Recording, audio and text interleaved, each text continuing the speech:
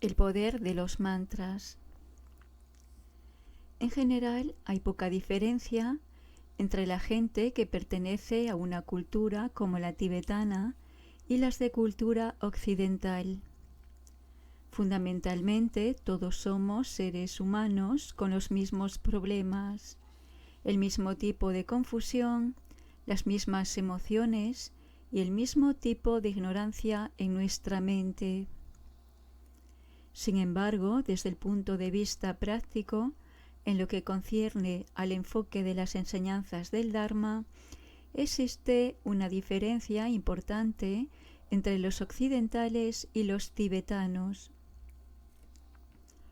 En un país como el Tíbet, el budismo fue establecido hace muchos siglos y muchos grandes maestros realizados han aparecido allí. Practicaron las enseñanzas y de esta manera se desarrolló confianza en los preceptos del budismo. Esto no quiere decir necesariamente que las personas comprendan la razón por la cual tienen confianza. Teóricamente, en un país donde el budismo está bien establecido, es más fácil estudiar, comprender las enseñanzas y desarrollar confianza en ellas. También desde un punto de vista cultural, los individuos muestran naturalmente confianza y fe sin que necesariamente comprendan las enseñanzas. Estas personas pueden pensar que aunque no comprendan la verdad, los enunciados del Dharma son verdaderos. O por ejemplo, decirse: quizás yo no pueda ver los mundos superiores o inferiores, pero sé que ellos existen, pues son parte de las enseñanzas. Entonces hay una cierta aceptación a priori de las enseñanzas tal como están dadas, sin que surjan en la mente ni escepticismo ni dudas. En los países occidentales en general, la situación es diferente. El budismo ha comenzado a desarrollarse de una manera significativa desde la década de los 70, lo que quiere decir que la gente no ha tenido verdaderamente el tiempo de familiarizarse con los conceptos del Dharma. Además, los occidentales en general son más sofisticados intelectualmente que los pueblos de otras culturas. Reciben una educación general más amplia, pero por otro lado, esta aparente ventaja implica muchas más dudas y escepticismo, pues no están dispuestos a aceptar las cosas como les son explicadas. Se interrogan continuamente acerca de la veracidad o no de ciertos postulados y si están dispuestos a aceptarlos o no. Las vidas pasadas, las vidas futuras, el karma, las causas y sus efectos, yo no estoy seguro de poder aceptar esto. El mismo problema se presenta para el empleo de los mantras y su recitación como instrumento de desarrollo espiritual. Muchas personas piensan que las simples palabras están desprovistas de poder. ¿Cómo el hecho de emitir sonidos puede tener relación con el desarrollo espiritual? Aceptar esto presenta un problema para los occidentales. En nuestra condición de seres no despiertos, atados a una encarnación física, existimos en 3 niveles: físico, verbal y mental. El nivel físico es completamente tangible. Tenemos un cuerpo sustancial que todo el mundo puede ver y tocar. Es el nivel más grosero y más evidente de nuestra existencia. El nivel verbal, los sonidos que escuchamos y aquellos que producimos hablando, en cierta forma son tangibles e intangibles al mismo tiempo. Evidentemente no tienen forma, no se los puede ver, pero podemos escucharlos. Podemos experimentar los sonidos. No tienen una solidez comparable al cuerpo físico, pero sin embargo poseen algo tangible. Podemos realmente establecer una relación con ellos. Por último, existe el nivel mental, completamente intangible. No solo nadie puede ver su mente, sino que tampoco puede tocarla o experimentar su materialidad. Resumiendo, vivimos en estos tres niveles: el físico, que es tangible; el verbal, que está en el límite entre lo tangible y lo intangible; y el mental, que es completamente intangible. Sin embargo, es a partir de la mente que surgen los otros dos componentes, físico y verbal. Para que el cuerpo físico pueda desarrollarse, debe existir primero la mente. En la mente, que es vacua, surge el sonido. El sonido, o más exactamente la vibración, se materializa en el organismo físico. Entonces tenemos las vibraciones sonoras que surgen en la mente y a partir de ellas se desarrolla el cuerpo. En el momento de la concepción hay dos elementos físicos que se unen a la consciencia. Estos son el espermatozoide y el óvulo, que provienen de los padres. Este ciclo se manifiesta a través de un nivel vibratorio o, si lo prefieren, un determinado sonido. En el momento preciso en que la mente se plasma en una forma física, es vehiculada por una vibración, el sonido NIR. Por ejemplo, a un nivel puro existe relación entre la sílaba germen ri y el surgimiento de Chenresi, el bodhisattva de la compasión. A un nivel impuro, la sílaba nir es la generadora de los seres humanos. Es el sonido asociado a la vibración del momento de la concepción, cuando los elementos físicos y mentales se unen para formar un ser humano. Según este punto de vista, el nacimiento es el pasaje de la mente a través del nivel sonoro hasta el nivel de la forma propiamente física, el nivel más sólido. Hay que aclarar que este cielo no es exclusivo del mundo humano.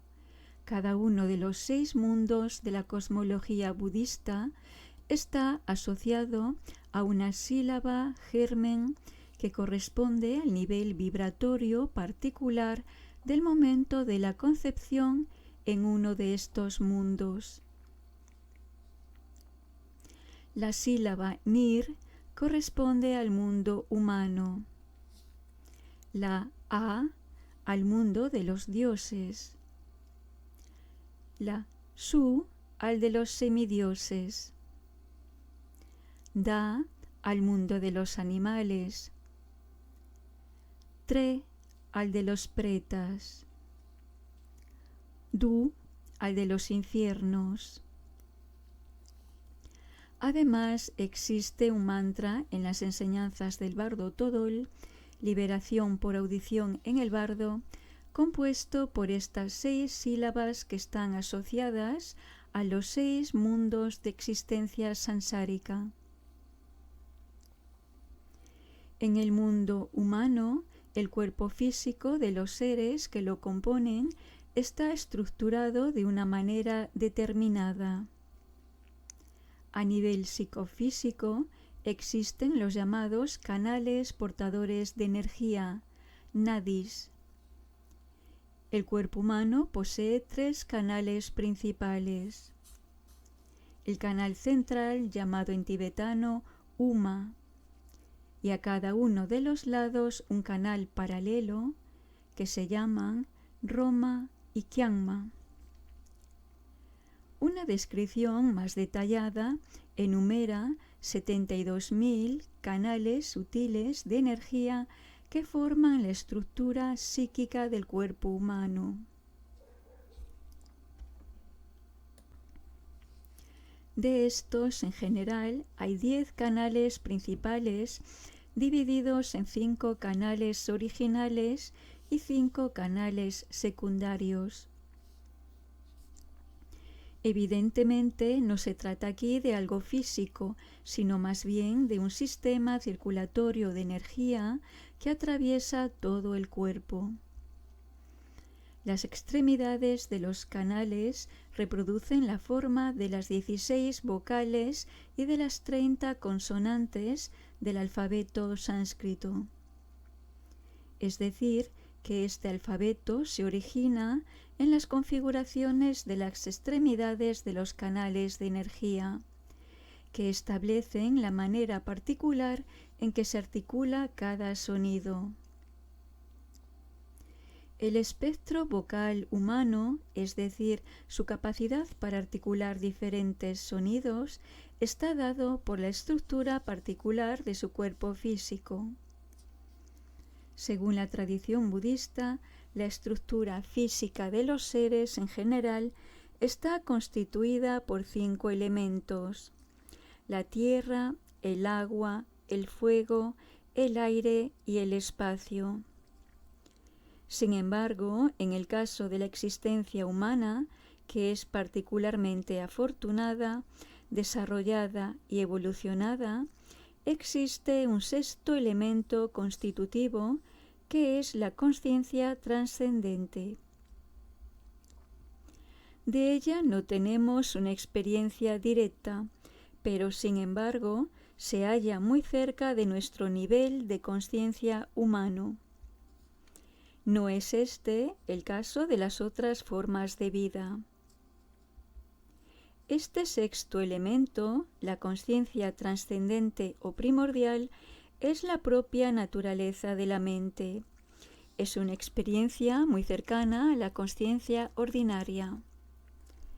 Es, en efecto, esta inteligencia propia del ser humano y de su estructura psicofísica, sobre todo en lo relacionado a los canales sutiles que le permiten vocalizar un espectro de sonidos tan amplio, no comparable con los otros seres vivientes. Los animales, en general, poseen limitaciones en distintos planos. Mentalmente, tienen una inteligencia muy restringida, pues no están dotados de este 6º componente o conciencia trascendente. Su cuerpo está compuesto por los elementos físicos, pero no posee este agregado de la inteligencia consciente. Por lo tanto, la estructura psicofísica que se desarrolla a partir de tal estado de limitación mental caracteriza un cuerpo físico igualmente limitado. A un nivel más sutil, los canales de energía de un animal no poseen estructuras variadas. Todos tienen la misma forma. O bien son todos planos, o todos redondos, o todos cuadrados. Mientras que en el cuerpo humano las formas son muy variadas. En consecuencia, la gama de sonidos que puede emitir un animal es muy reducida, cuando mucho 1, 2 o 3 sonidos. Es muy poco en relación a la capacidad humana. Además, no pueden expresarse a través de palabras, dada su limitada estructura física, producida por una limitación en su mente. En el mundo humano, las emanaciones de los Budas y Bodhisattvas despliegan una gran actividad en la enseñanza. a causa de las características evolucionadas de los seres y su sensibilidad. El nacimiento humano representa, en efecto, la situación más favorable para el desarrollo y el incremento de enseñanzas tan profundas. En particular, las enseñanzas tántricas que posibilitan una transformación profunda de la estructura física, verbal y mental del individuo. La transformación física se efectúa a través de la identificación con la apariencia de la divinidad. La transformación verbal por la recitación de mantras. Y la transformación mental por establecer la mente en samadhi. Esto no es realmente posible más que en el mundo humano, y es en este mundo que los budas y bodhisattvas pueden aparecer e impartir efectivamente sus enseñanzas. En lo que concierne a los mantras hay dos tipos.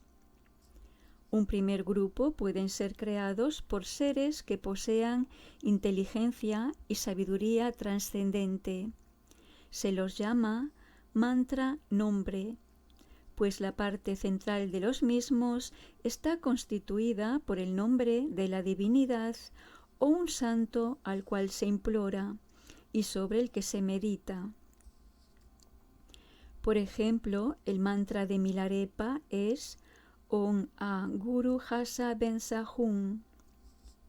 Las sílabas Om y A están colocadas al principio y la sílaba Hum al final.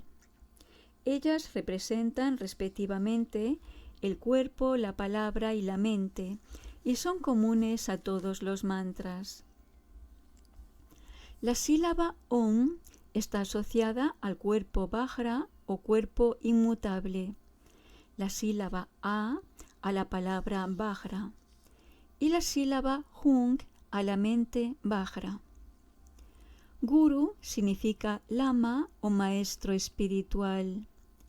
Hasa Bensa o Hasa Vajra es un término sánscrito traducido en tibetano por Sepa Dorje. Hasa significa alegría y Vajra es inmutable.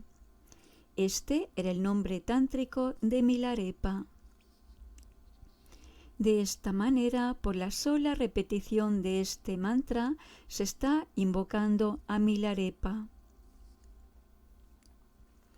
Para citar otro ejemplo, podemos tomar el mantra de Brahapani, Om Brahapani Hum, en sánscrito, o Om Bensapani Hum en tibetano.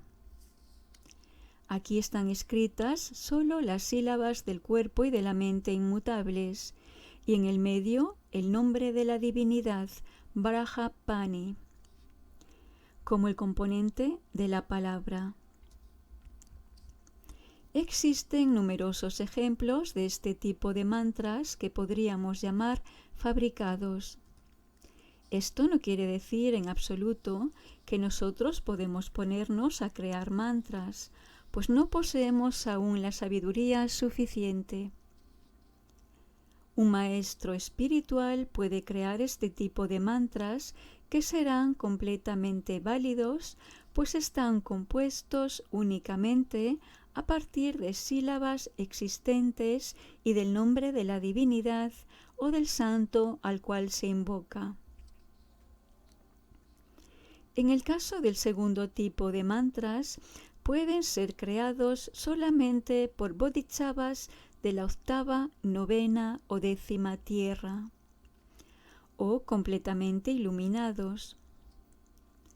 Esta categoría de mantras proviene solamente de este alto nivel de experiencia. Sería imposible que un ser de realización inferior pueda crear este tipo de mantras, y si esto ocurriera, cosa que sería muy rara, el mantra directamente no funcionaría.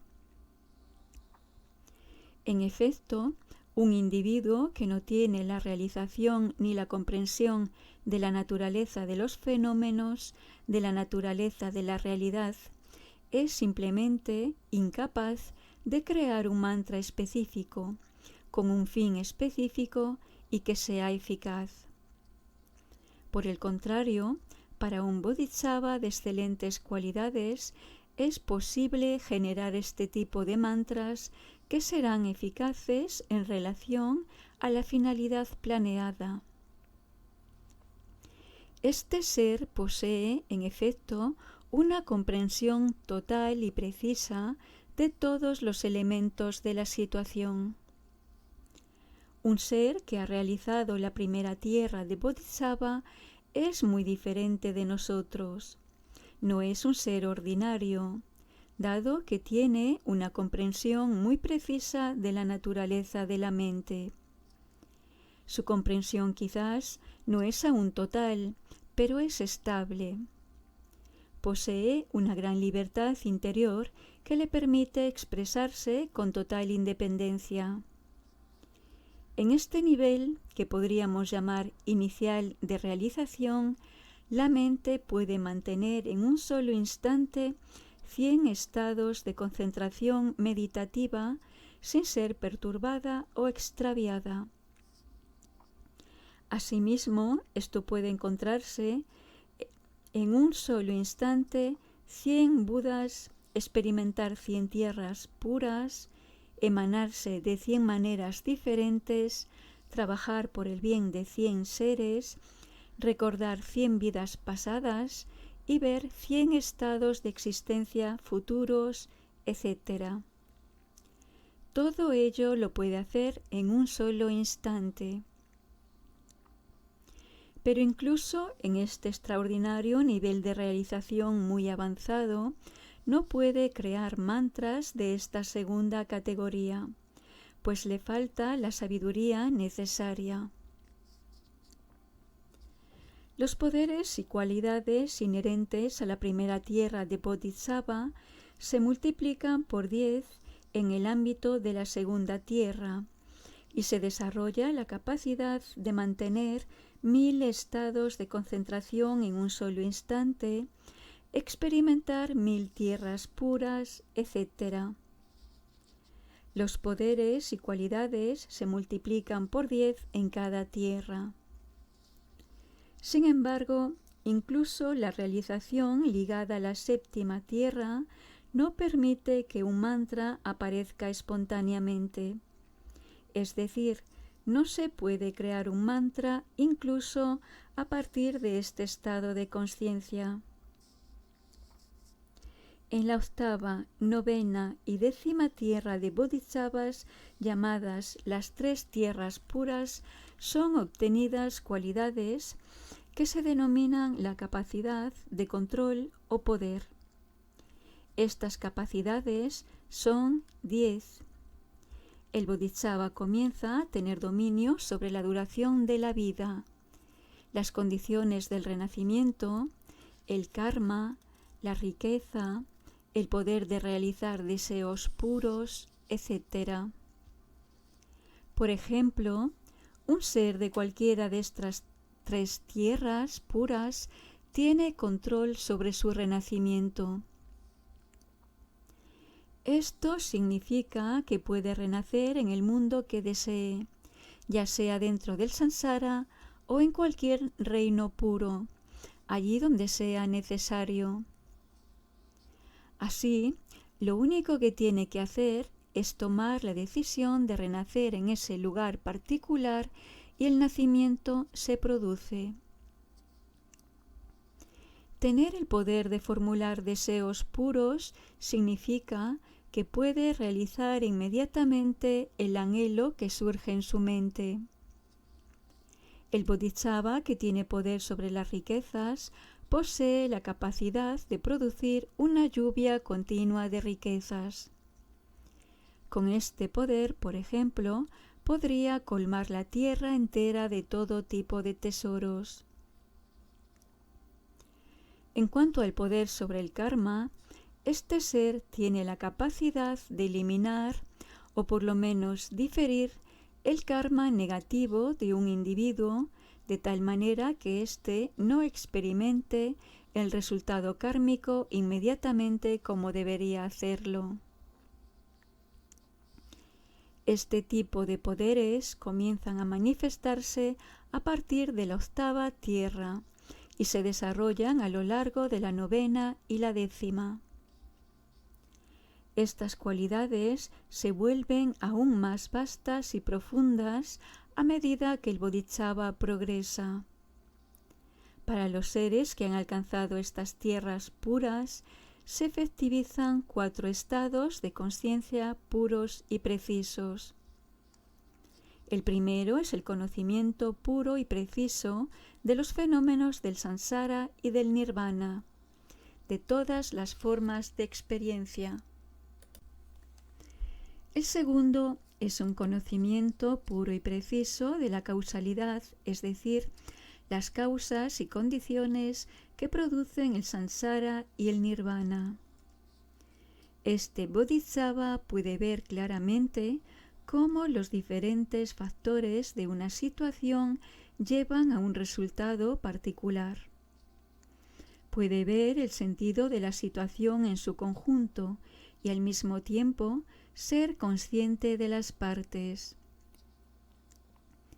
El tercer tipo de conocimiento se refiere a la comunicación a través del sonido y del lenguaje y la capacidad de producir una acción benéfica por el empleo hábil de los sonidos. Gracias a este particular estado de conciencia, los sonidos y las palabras que emite un bodhisattva actúan eficazmente en ciertas esferas de la existencia.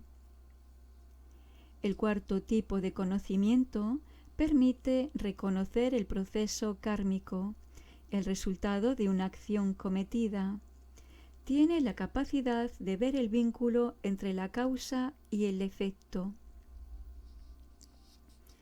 Los bodhisattvas de estas tierras puras pueden crear mantras que gracias a su realización serán eficaces para un objetivo preciso. Para un Buda completamente iluminado no existe ninguna limitación. La opacidad mental, la ignorancia y las limitaciones de la mente han sido completamente eliminadas, y el potencial infinito de la mente puede expresarse sin medida. Tratar de describir las cualidades del estado de Buda es algo realmente imposible. Ningún ejemplo, ninguna comparación puede ser empleada para expresar las cualidades de este nivel de realización. En tal estado infinito de poder, el acto de crear un mantra no presenta ningún problema. De este estado de completa omnisciencia surgen mantras totalmente eficaces. Algunos mantras se originan en la palabra de un Buda completamente despierto. Por ejemplo, cuando el Buda Sakyamuni enunció un mantra por primera vez, se convirtió en un instrumento infalible para la práctica espiritual, pues surgía de un estado de conciencia completamente despierto. En ocasiones, el Buda puede sugerir un mantra a través de una meditación, transmitiendo su bendición o su influencia espiritual a un ser especial que pronunciará el mantra. Si ocurre realmente así, el mantra surgido de esta inspiración se convierte en un instrumento auténtico para la práctica espiritual. En otros casos se dice que los mantras no surgen de la boca de Buda, sino de distintas partes de su cuerpo, como por ejemplo su protuberancia craneana. De esta manera, algunas personas pueden escuchar el sonido de un mantra que surge del cuerpo de Buda, pero no de su boca. Estas vibraciones o sonidos son considerados también como instrumentos auténticos e infalibles para el progreso espiritual, pues provienen de la mente iluminada de Buda. No existe ninguna duda en cuanto a su eficacia. Algunos mantras asociados a ciertas divinidades no han sido transmitidos en forma verbal, sino a través de la vibración sonora producida por el Buda en meditación. Es un sonido muy dulce y melodioso como el canto de un pájaro. Esta es una forma por la cual puede ser transmitido un mantra. El nombre de las divinidades a las cuales se alude con estos mantras habitualmente comienzan con la palabra Ushnika en sánscrito o Tsuktor en tibetano. Se sabe que hay 5 o 6 divinidades de este tipo. Por ejemplo, Nangyalma, una divinidad de larga vida, tiene como nombre Ushnika Vijaya en sánscrito y Suttor Nangyalma en tibetano. Ushnisha alude a la protuberancia craneana del Buda, como el origen milagroso de este mantra. Por lo tanto, no es un mantra que Buda haya pronunciado verbalmente. También en algunos sutras se encuentran mantras.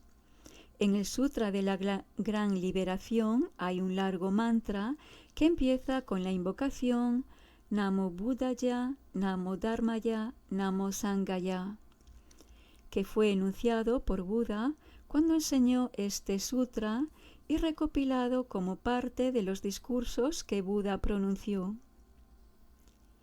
Existe asimismo el famoso mantra conocido con el nombre de mantra Gate. Es muy célebre en las tradiciones budistas tibetana y japonesa. Te yata on gate gate para sangate bodhisattva.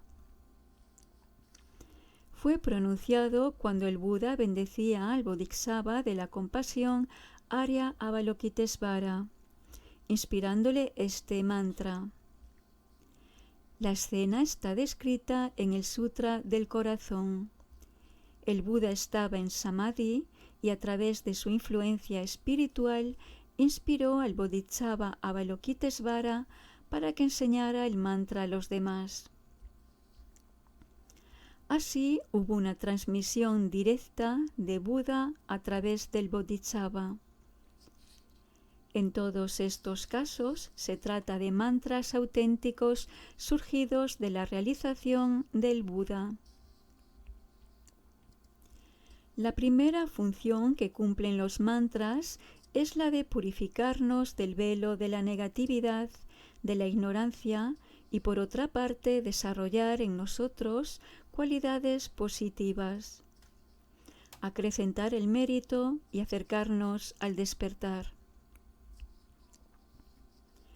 Algunos mantras están particularmente asociados a aspectos de nuestra existencia, ya sea la prolongación de la vida, la purificación de enfermedades, impedir que la mente caiga en estados inferiores o eliminar el miedo, la ansiedad, etc. Pero en general podemos decir que todos los mantras tienen el mismo objetivo: eliminar el sufrimiento y la confusión y conducir al practicante hacia el despertar. Por ejemplo, existe un mantra muy largo, el de Amitayus. Este tipo de mantra es llamado Dharani, que en sánscrito quiere decir mantra largo y que posee una estructura gramatical propia. En el Sutra de Amitayus, el Buda de la vida infinita, se dice que su Dharani ha sido enunciado por Amitayus mismos, en su aspecto de cuerpo de felicidad Sambhogakaya. Otorga un gran beneficio a aquel que lo recita pues purifica a las personas del karma que podría resultar en un renacimiento en los estados inferiores de existencia, tener una vida corta o enfermedades, etc. Es muy benéfico recitarlo para que lo escuchen los animales salvajes o domésticos, pues si ellos escuchan este mantra, obtienen un provecho espiritual. Su mente se purifica de tendencias kármicas que lo retienen en este estado inferior y que podrían llevarlo aún a estados más bajos en el futuro. Por lo tanto, el solo hecho de escuchar el sonido es muy benéfico para los seres a un nivel u otro. Incluso si no son conscientes, experimentarán los beneficios en el futuro. En los comentarios tradicionales sobre este mantra se dice que, incluso si la fuerza de la vida se agota y se acerca la muerte, la recitación del mantra de Amitayus permite prolongar la vida hasta 100 años. Con respecto a esto, conviene hacer algunas aclaraciones.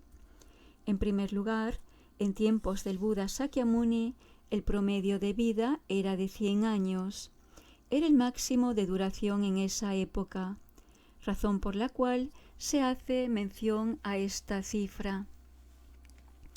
Por otro lado, la duración de nuestra vida en un cuerpo físico está determinada por diferentes factores: la fuerza vital, los méritos acumulados que sostienen la existencia, las tendencias kármicas que prolongan esta vida o nos conducen hacia la otra, etc. Si todos estos factores se agotan al mismo tiempo, entonces no hay ninguna esperanza. Ni la recitación de este mantra ni ningún otro medio será de beneficio. Pero existen casos en los cuales una persona muere prematuramente a causa de uno solo de estos factores. Particularmente si la fuerza vital comienza a disminuir en forma prematura, pero los méritos y el karma son aún suficientes para sostener la existencia, entonces la recitación del mantra de Amitayus puede ser eficaz y prolongar la duración de la vida. Tomemos como ejemplo el mantra de 100 sílabas de Brahatsava. Estas 100 sílabas son las sílabas generadoras de las 100 divinidades pacíficas y coléricas del bardo.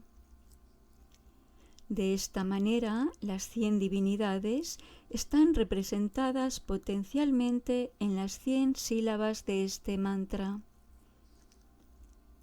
El mantra tiene una determinada estructura gramatical y una persona versada en la lengua sánscrita y su sintaxis puede traducirlo como una plegaria o una alabanza a Brahatsava. Sin embargo, el significado último de estos sonidos, más allá del nivel conceptual o gramatical, puede ser comprendido por un ser que tiene la sabiduría de un Buda completamente iluminado. El sentido de estas sílabas permanece impenetrable para aquel que no ha realizado la experiencia del pleno despertar. Pero recitar el mantra con fe y confianza permite recibir sus beneficios incluso si uno no tiene una comprensión intelectual o una percepción directa.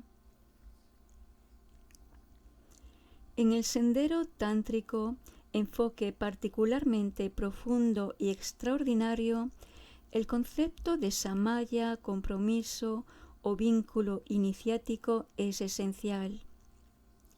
Se puede decir que el éxito de la práctica depende de las cualidades o de la pureza del samaya. El concepto de samaya es considerado como muy complejo. En algunos textos se dice que el samaya tántrico incluye 1.100.000 votos diferentes. Al mismo tiempo, ha sido dicho que el mantra de 100 sílabas de Brahmacaba tiene el poder de purificarnos de cualquier falta cometida en contra de los vínculos iniciáticos. Si se lo recita 25 veces por día sin interrupción. Además, puede purificar las infracciones cometidas consciente o inconscientemente. Veamos ahora el mantra Om Mani Padme Hum, que es el de Avalokitesvara Chenresi, el Bodhisattva de la compasión. Recitar este mantra es importante a varios niveles. Las 6 sílabas del mantra pueden eliminar los 6 venenos de las emociones perturbadoras de la mente, cerrar las puertas de los renacimientos en los 6 estados de existencia samsárica, aumentar los méritos, desarrollar y perfeccionar las 6 paramitas. La recitación de estas 6 sílabas es eficaz a todos estos niveles. Estar en contacto con el mantra Om Mani Padme Hum, ya sea por la audición, por la vista, la recitación, el pensamiento o el tacto, por ejemplo, tocar las formas de sus letras grabadas, transmite una gran bendición y otorga beneficios que provienen del poder inherente a este mantra. Incluso si un animal escucha el sonido del mantra, a nivel de su conciencia, experimentará una influencia liberadora. Este ser será liberado de los estados inferiores y establecido en un renacimiento humano, en contacto con las enseñanzas del Dharma, y progresará en el camino de la liberación. El Buda ha dicho: se pueden tomar todos los granos de arena contenidos en todos los océanos y en todos los ríos del mundo. El Buda podría contarlos, pero no se podría concebir los beneficios de una sola recitación de este mantra. No hay duda de que nuestras palabras poseen un cierto poder. Nosotros podemos, a largo término, influenciarnos e influenciar a otros. Si hablamos con gentileza y dulzura, con una voz armoniosa, entonces todo el mundo estará de buen humor y contento. Por el contrario, si hablamos con un tono duro, desagradable, entonces podemos enojarnos y encolerizar a los otros. Incluso podemos llegar a aterrorizar a otros hablando violentamente. Es seguro que las palabras de una persona ordinaria, no despierta, pueden producir un gran efecto. ¿Qué podemos decir entonces de la eficacia para el desarrollo espiritual de las palabras pronunciadas por un ser que ha alcanzado el perfecto despertar? Si tenemos una completa confianza en el Buda y el Dharma, las enseñanzas, el paso a franquear para creer en el poder de los mantras no es difícil. Pero si no tenemos fe, incluso en su origen, entonces creer en los mantras que de allí surgen es mucho más difícil. El empleo de los mantras es también eficaz cuando, por ejemplo, tenemos dificultades en meditar o en concentrar correctamente nuestra mente, o bien cuando debemos hacer ejercicios físicos muy duros para nosotros, como por ejemplo las posternaciones. Recitar un mantra como el de Om Mani Padme Hum es muy fácil, no requiere ni esfuerzo ni habilidad particular. Y sin embargo, incluso a ese nivel, recitándolo, recibimos beneficios y un cierto desarrollo espiritual comienza a establecerse. Existen textos donde están recopilados numerosos mantras y dharanis provenientes de distintas fuentes, de diversos sutras o tantras. Uno de esos textos es conocido con el nombre de Ngak Bum, que en tibetano quiere decir 100.000 mantras. Aunque en realidad no haya 100.000 mantras, es un nombre genérico para significar que allí se encuentran los mantras más importantes, pronunciados o inspirados por el Buda, o que han aparecido de una manera auténtica. Para aquellos que estén interesados en practicar su recitación, les propongo recibir el lung o transmisión oral del texto con un lama calificado. Pueden pedir el lung, luego estudiar el texto y aprender a recitar los mantras, pues son muy eficaces. Pueden grabarlos y escucharlos en su casa de la misma manera que escuchan música, porque también es muy benéfico. Incluso les sugiero que cuando vuelvan del trabajo y enciendan la televisión para distenderse, dejen solamente la imagen para distraer los ojos y enciendan el grabador con los mantras para entretener los oídos. Uno de los principales discípulos del Buda era un Arat llamado Sariputra. Su madre estaba aún con vida cuando él alcanzó la realización del estado de Arat. Ella no poseía ni la comprensión ni el deseo de estudiar el Dharma, y su hijo estaba muy inquieto por esta razón. Quería que su madre se interesara en el Dharma y lo estudiara a fin de obtener todos los beneficios. Pero el estudio no le gustaba. Entonces Sariputra puso en obra un medio hábil. Suspendió una campana sobre la puerta de entrada de su casa y le dijo a su madre: «He puesto una nueva regla en la casa. Cada vez que alguien abra la puerta y escuches el sonido, deberás decir Om Mani Padme Hum. Y todos aquellos que escuchen el sonido de la campana deberán hacer lo mismo». A partir de aquel momento, cada vez que alguien entraba y hacía sonar la campana, la madre decía Om Mani Padme Hum. De esta manera, ella tomó el hábito por el resto de su vida. Al morir, sus tendencias kármicas predominantes en ese momento eran muy negativas, a tal punto que renació en un mundo infernal. Se halló cerca de un enorme caldero que contenía metal en ebullición donde iba a ser arrojada y quemada viva. Un demonio que se encontraba a su lado removía el líquido con un enorme cucharón. En un momento dado, el cucharón golpeó con violencia el borde del caldero e hizo ding. Inmediatamente, debido al hábito que había adquirido, ella dijo Om Mani Padme Hum, y fue en un instante liberada de ese estado infernal y tomó nacimiento en un mundo superior.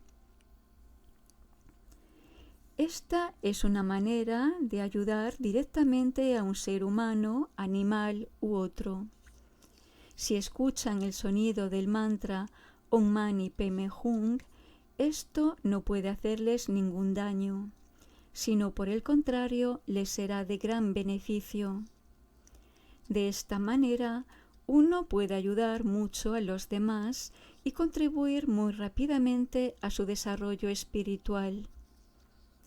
Con esta aclaración terminaremos esta enseñanza dedicando los méritos para el bien de todos los seres.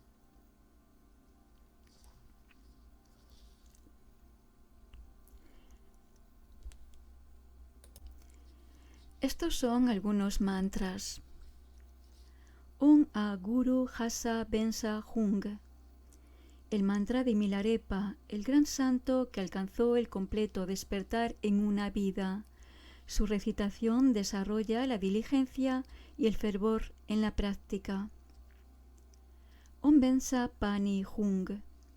El mantra de Brahapani es la personificación del poder de los Budas. Su recitación permite desarrollar el coraje en la acción por el bien de los seres. Namo Buddhaya, Namo Dharmaya, Nama Sanghaya. Recitando este mantra de homenaje al Buda, al Dharma y a la Sangha, se toma refugio para protegerse de los sufrimientos del samsara. Teyata Om Gate Gate Paragate Parasangate Bodhisoha. Es el mantra de la Prajna Paramita. Su recitación agudiza la inteligencia, permite eliminar el apego al ego como una entidad individual dotada de existencia propia y realizar que los fenómenos están vacíos de naturaleza propia. Om Mani Padme Hung. El mantra de Avalokitesvara, personificación de la compasión. Su recitación elimina los sufrimientos y permite alcanzar la paz mental. Teyata Om Muni Muni Maha Munaye Soha. El mantra de Sakyamuni, el Buda histórico. Ha sido dicho que si se recita este mantra una sola vez, los actos negativos de 80.000 kalpas son purificados. Om Ami Dewa Ri. El mantra del Buda Amitabha permite desarrollar un amor infinito hacia todos los seres. Om Amarani Chi Wentiye Soha. Es el mantra de Amitayus, el Buda de larga vida, que permite obtener longevidad para continuar ayudando a los seres. Om Ara Patsana Di Di Di. Es el mantra de Manjuri, personifica la sabiduría de los Budas. Su recitación permite realizar las cualidades de esta sabiduría. Om Ahum Bensaguru Pema Siddhi Hung. Es el mantra de Padmasambhava, que permite apartar los obstáculos y recibir los logros ordinarios y último, el insuperable despertar. Om Benza Sato Hung. Es el mantra corto de Brahatsava Doryesempa, aspecto purificador del Buda. La recitación de este mantra y la práctica de su meditación conforman una de las prácticas preliminares específicas del Brahayana. Permite purificar rápidamente los velos que cubren la naturaleza pura de la mente.